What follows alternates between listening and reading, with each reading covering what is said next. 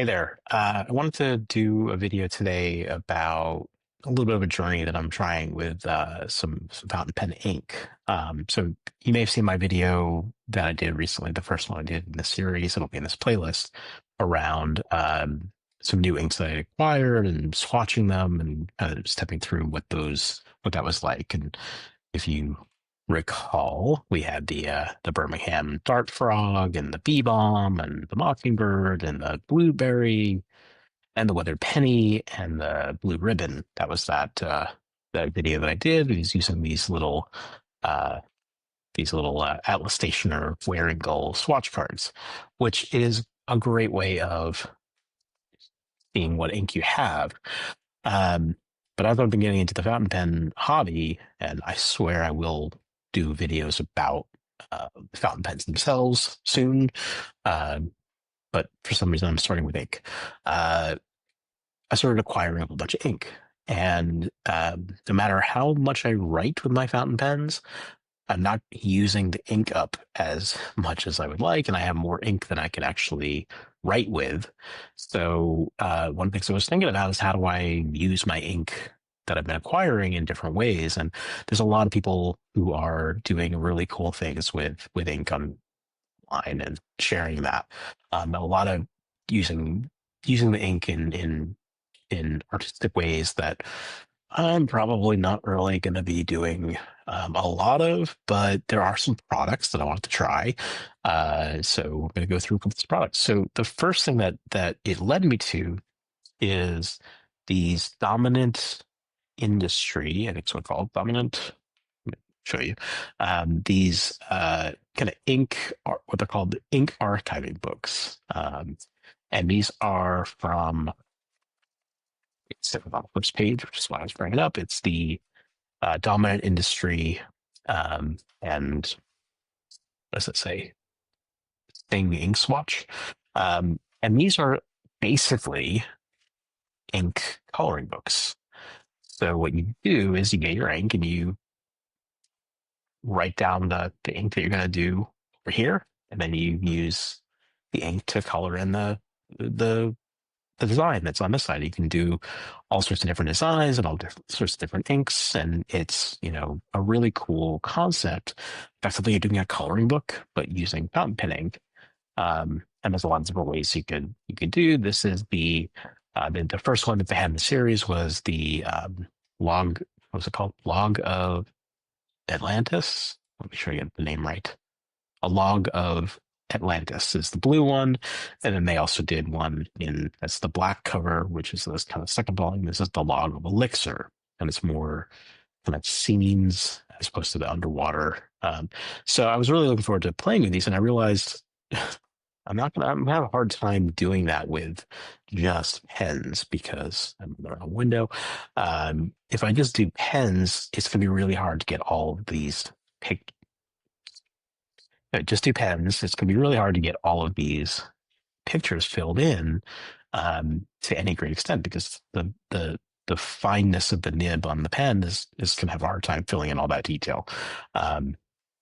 So that led me to looking up about dip pens, and so I acquired a couple, and I wanted to try these out today.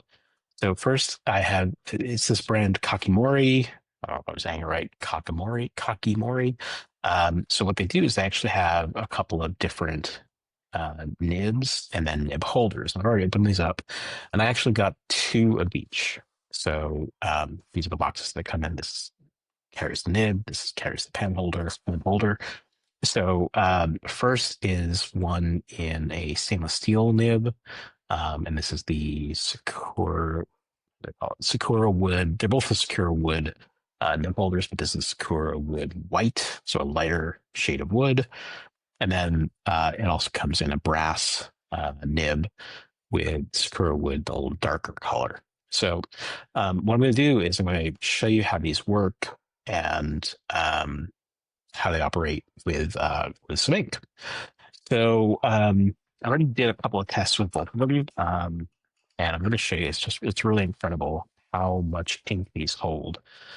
So what I'm going to do is try. This is Lamy Petrol. I haven't used this ink with this this one yet, but Lamy Petrol, it's a greenish color. Um, and what I'm going to do is with this Iroful paper, I'm going to dip the nib. I'm going to show you how it writes, show you how you can do different line variation, and depending on how you're angling. I'm going to show you with the steel nib, and then I'll show you the brass nib, and see if we can tell the difference. So just what we do, dip the pen in the ink just a couple times, and it's gonna be hard to see on camera, but it's actually filling all those channels with the ink, so it holds a surprising amount of ink. Um, so let's make a little bit of room, cap the ink so we don't spill, make a mess. All right, so depending on how you're holding the pen, you're going to get different line variations. So if you're closer to a right angle, you're going to get a very thin line. And then as you, better to go across. So if I go at the close to a right angle, it's a thin line. As I start angling my hand down, I get a thicker and thicker line. So here, it's going to be hard for me to angle the camera properly for this. But here I'm basically laying the nib almost flat. But if I angle up, I get that thin line. And as I go down, it's just getting thicker and thicker and thicker until it's almost a paintbrush.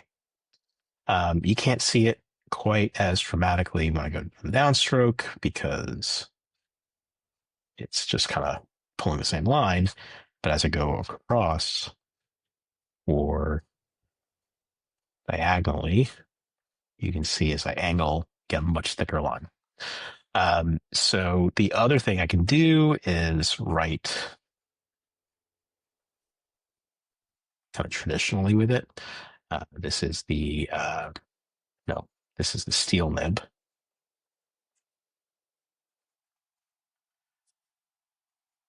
With Lamy Petrol. And I'm not even, close to being out of ink. It's a single dip. And as I turn the different channels over, if I am starting to run out, there's other channels that do have more ink. So you can see we get a lot in here. It can write.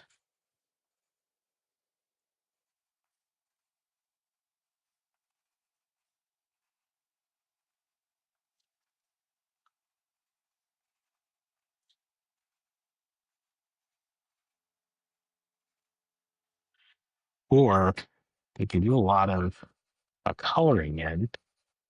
You see there, finally ran out in one channel. I'll turn it a little bit.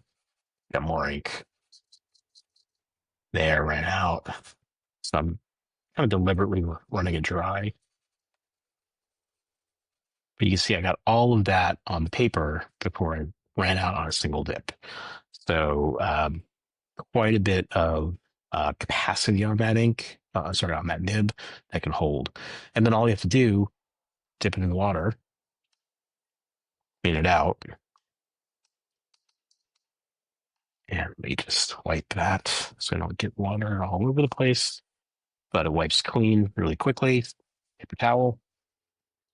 And now I'm ready to dip it again. I can switch to a different ink as easily as that. Now I'm going to, that's the steel. And I'm going to switch over to another piece of paper. And we're going to do a different ink, also a Lamy. This one is the Sepia. So these both came out special editions earlier this year. The top on this one is not properly stuck to the inside of the cap. So get that in. Make sure I'm not getting it all over the wood so it doesn't get all over my fingers. But here we have the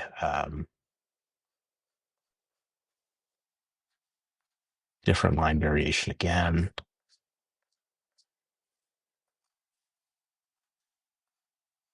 Wearingeul,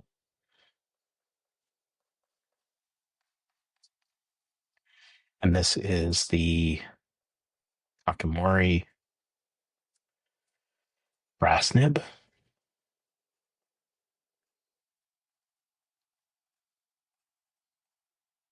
It's Lamy Sepia. I get that right? Sepia, yes. Um, Lamy Sepia, and there is definitely a different feel between the brass and the steel. The brass is a little softer. There's actually a little bit more of a fine line. We bring these side by side. I don't know if you can tell difference in the line width, just on the writing, because that I'm gonna kind of use a pretty consistent um, hand angle between those two, but it is a little finer of a line with the brass, kind of by default versus the steel. But we still can get that same, no, not getting quite as much ink in this one as I did with the steel. I don't know if that's the difference between the two inks. I have noticed between these two inks that I do have that I've had a little better success with the Petrol than I have with the Sepia. I'm not sure if that's just the way the inks are formulated. Same brand, but different inks, obviously. So not quite getting as good behavior with the ink, but it's still holding a good amount on a single dip. Haven't run out yet. At some point I will. There we go. Starting to run out.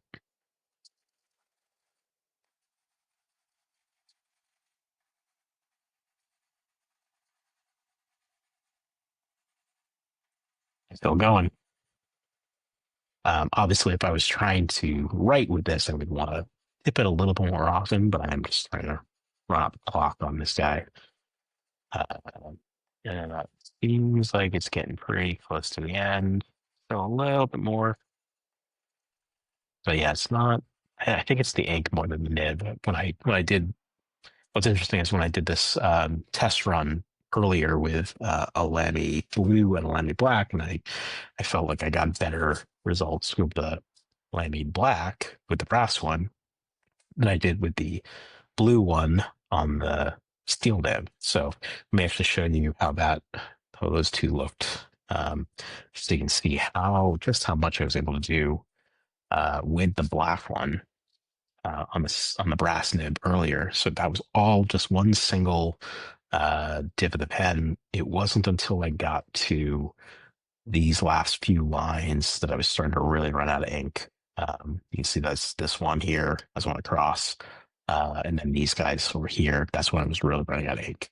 But I had gotten the entire page filled up, and this is only 5 page, by the way. And here with the blue, which um, the I don't know if it's the bottle of blue that I have. It doesn't behave as well either. So, but even still, I managed to get a ton of ink on the paper just on a single dip. This was with this was the steel. The black was with the brass. So that is our writing step. I'm going to get ink all over my fingers now and clean this guy off. Again, just to dip in the water and bring over, clean it up with a paper towel. And now we've got it ready to go again.